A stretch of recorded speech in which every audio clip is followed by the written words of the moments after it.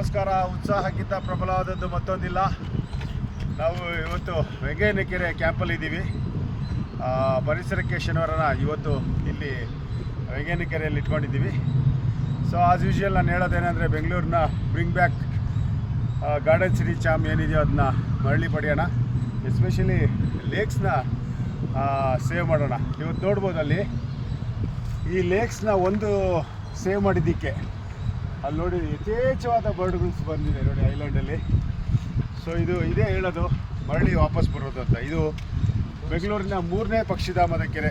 ಮೊನ್ನೆದು ಯಡಿಯೂರು ಆಗಿರ್ಬೋದು, 2ನೇದು ನಮ್ಮ ಎಲೆಮಲ್ಲಪ್ಪ ಶೆಟ್ಟಿ ಕೆರೆ ಇರ್ಬೋದು, ಇದು 3ನೇದು. ಸೊ ಯಥೇಚ್ಛವಾಗಿ ಬರ್ಡ್ಸ್ ಎಲ್ಲ ಬರ್ತದೆ. ಅದಕ್ಕೆ ಹೇಳೋದು ಒಂದು ಕೆರೆ ಉಳಿಸಿದ್ರೆ ಎಷ್ಟು ಉಪಯೋಗ ಇದೆ. ಅಂತರ್ಜಲ ಇರ್ಬೋದು, ಬಯೋಡೈವರ್ಸಿಟಿ ಇರ್ಬೋದು, ಮತ್ತು ಇನ್ನೂ ಅನೇಕ ವಿಚಾರಗಳಿದೆ. ಒಂದು ಕೆರೆ ಉಳಿಸಿದ್ರೆ ಉಪಯೋಗವೂ ಇದೆ.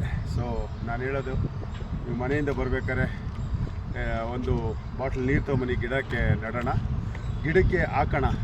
ಯಾಕೆಂದರೆ ಮುಂಗಾರು ಕೈ ಕೊಟ್ಟಿದೆ. ಸೊ ವಾಕರ್ಸ್ದು ಇನ್ವಾಲ್ವ್ಮೆಂಟು ತುಂಬ ಇಂಪಾರ್ಟೆಂಟ್ ಇದೆ ಇವಾಗ. ಎಲ್ಲರಿಗೂ ಧನ್ಯವಾದ.